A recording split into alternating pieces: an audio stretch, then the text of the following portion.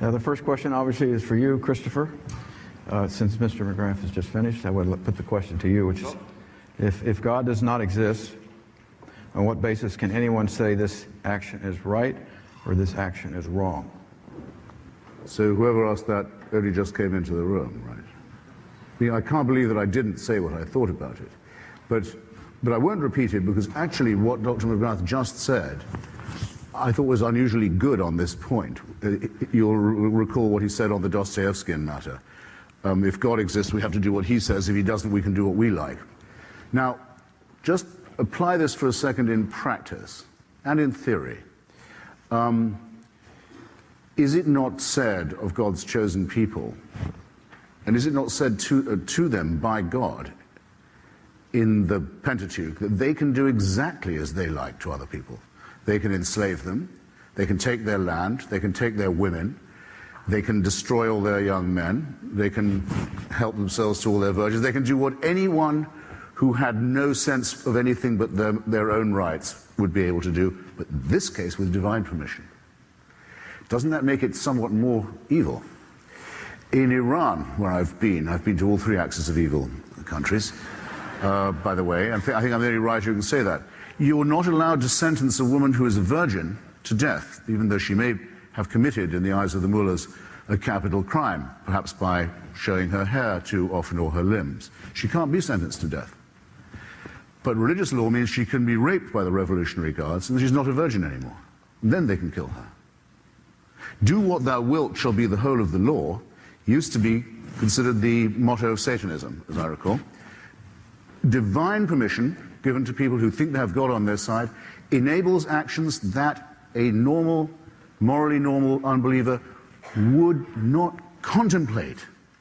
The mutilation of genitalia of children. Who would do that if it wasn't decided that God wanted it? Just as when the poet in England gets the Poet Laureateship, they start to write drivel instead of poetry for some reason. It's the king's scrofula the other way around. Morally normal and intelligent people find themselves saying fatuously wicked things when this subject comes up. The suicide bombing community is entirely faith-based. The genital mutilation community is entirely faith-based. Slavery is mandated by the Bible. You keep hearing how many abolitionists were Christians. Well, it was about time that they took a stand against it, having mandated it for so long. So it's not even a tautology, I think, to say that there's a relationship between the human impulse to do evil, to be selfish, to be self-centered, to be greedy, and a contrast between that and faith, because given only faith, mountains can be moved, and millions of people who would never normally acquiesce in evil are brought to it straight away and with ease, and with self-righteousness. That's my answer to that. And the questioner did not answer my challenge. Name an ethical statement made or action performed by a believer in the name of faith that couldn't have been by an infidel, and name, if you can, this is easier, a wicked action that could only be mandated by faith, and then you'll see how silly your question was, whoever you were.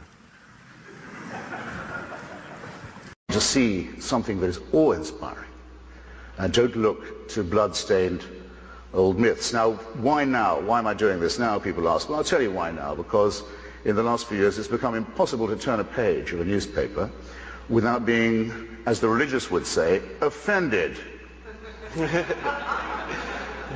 other words, I don't think I sound self-pitying if I say that I'm offended that a cartoonist in a tiny democratic country in Scandinavia, Denmark, can't do his job without a death threat, and that no American magazine or newspaper would reprint those cartoons, either to elucidate the question or in solidarity.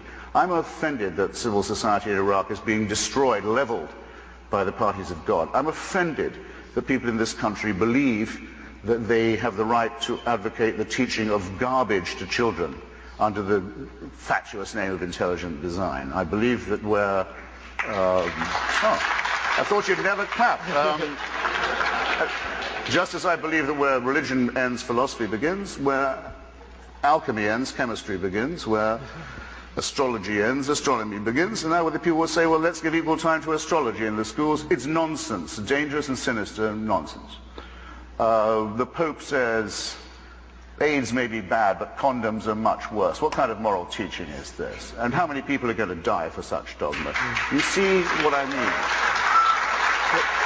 So I'll be very brief. There's an end to this, an end particularly to the cultural cringe that says that if someone can claim to be a religious spokesman, they are entitled to respect. I have to say it in your presence, sir. I think that the title Reverend is something people should be more concerned to live down than to live up to. Thank you.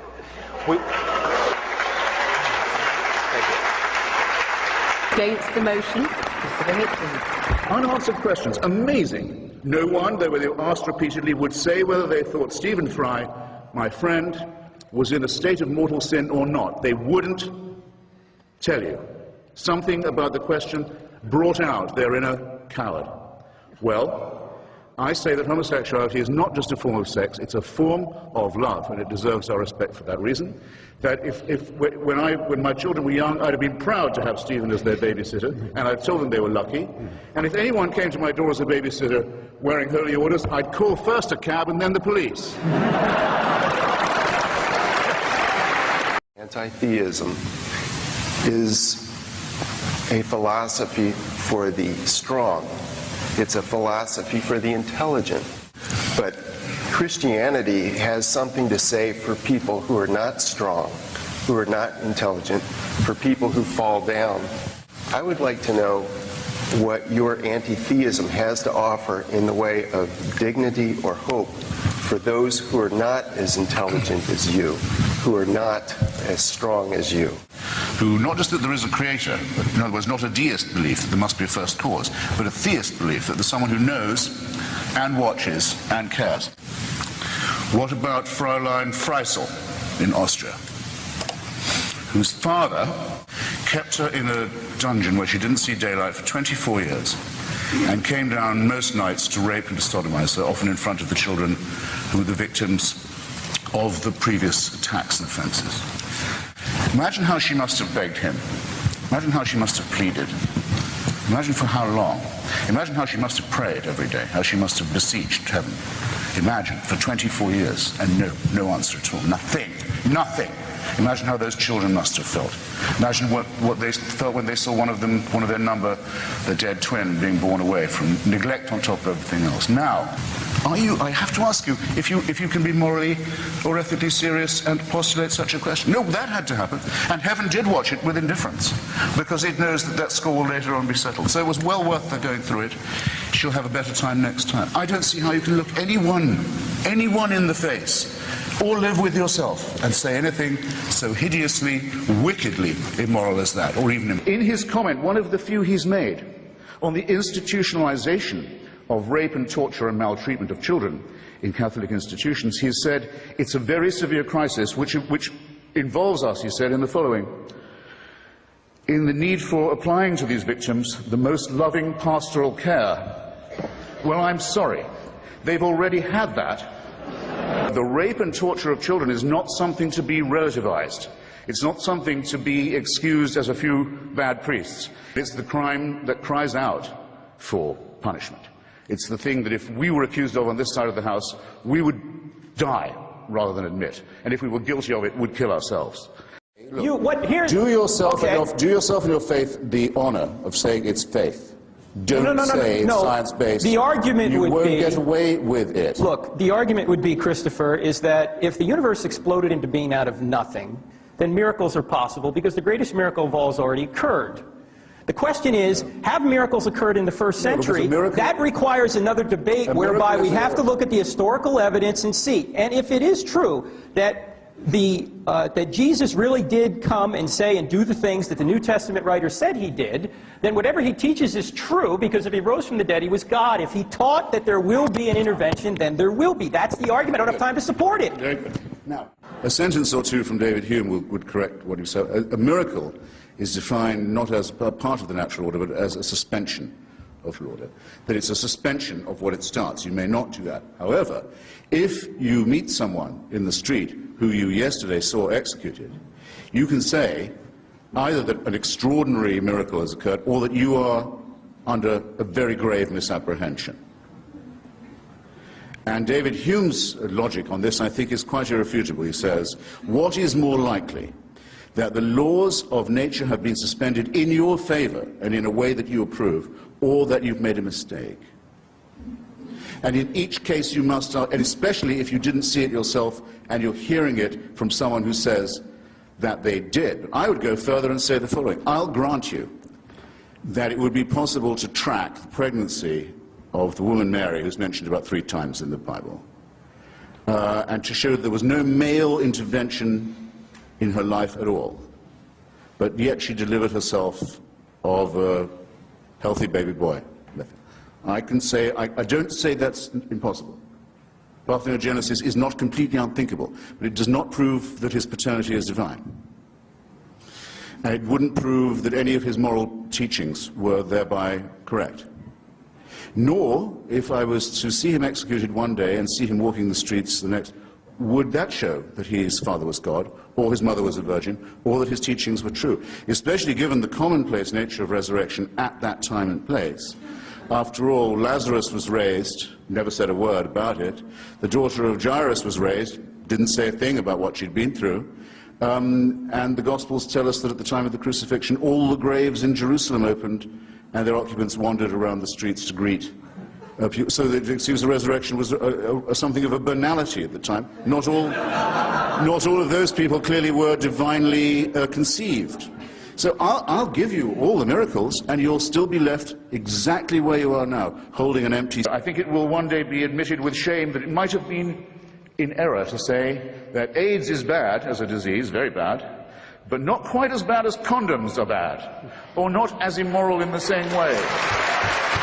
I say it in the presence of his grace, and I say it to his face. The preachings of his church are responsible for the death and suffering and misery of millions of his brother and sister Africans, and he should apologize for it. He should show some shame. One of the reasons why I have the lurid subtitle I do, my book, that Religion is a Poison, is that it makes ordinary moral people, compels them, forces them, in some cases orders them, to do disgusting, wicked, unforgivable things. There's no expiation for the generations of misery and suffering that religion has inflicted in this way and continues to inflict, and I still haven't heard enough apology for it. Christopher, I've got to call you down on referring to circumcision as genital mutilation. My son cried more at his first haircut than he did at his bris. And statistically... You weren't doing it right then. Statistically, the only long-term effect that it seems to have on people is it increases their chances of winning a Nobel Prize. I can't find the compulsory mutilation of the genitals of children a subject for humor in that way, or flippancy in that way. Maimonides says very plainly that it's designed to repress sexual pleasure, to deprive a male child as far as possible of the opportunity of that, as a result of this disgusting practice. That a person as humane as yourself can sit here and think of that as a fit subject for humor shows what I mean. Religion makes morally normal people say and do disgusting and wicked things, and you've just proved my point for me. Shame on you for saying what you just said. Shame on you for saying it about your own son, my God. Let's move on. Yes, let's. What next? Cutting the labia of little girls. At least Judaism doesn't do that. This is a question. What if a Muslim was to say to you just now, my little girl cried more at her first haircut than when I cut off her clitoris? What would you think of me if I was to say such a disgusting thing? Well, remember, we are not talking about detail here. We're talking about whether religion makes people behave better. For condemning my friend Stephen Fry for his nature, for saying you couldn't be a member of our church, you're born in sin. He's not being condemned for what he does, he's being condemned for what he is. You're a child made in the image of God. Oh no, you're not. You're a faggot.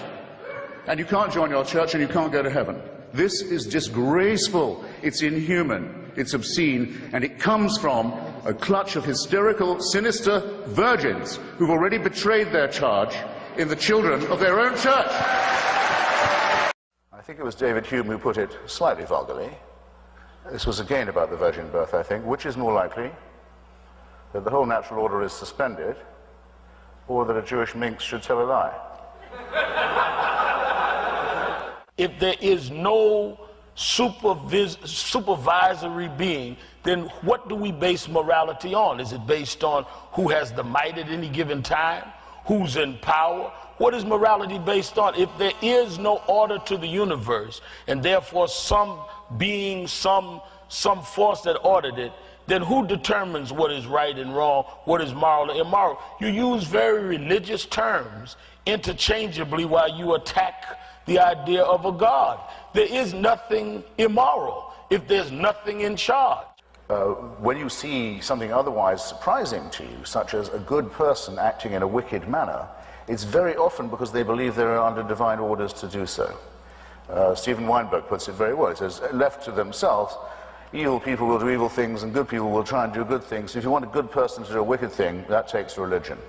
I do not think that any person looking at a newborn baby would think, how wonderful, what a gift, but now just let's start sawing away at its genitalia with a sharp stone.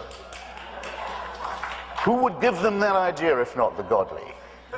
And what kind of argument from design is this? Babies are not born beautiful, they're born ugly. They need to be sawn a bit because the handiwork of God is such garbage. Well, honestly, it's rubbish. Only religious people reading scriptures of some sort have done wicked things in the history of the world. Actually, secular criminality on the political level wasn't really possible until pretty much the late 18th century, because the religious monopoly on violence and cruelty and torture and slavery and so on was so intense. The long cultural process is to try and move people up to a cultural and intellectual level where they are above that kind of appeal, where they're not credulous, where they don't take things on faith, where they don't make gods or idols or images out of anybody, including fellow human beings, and they learn the pleasures of thinking for themselves. How about that for a modest proposal?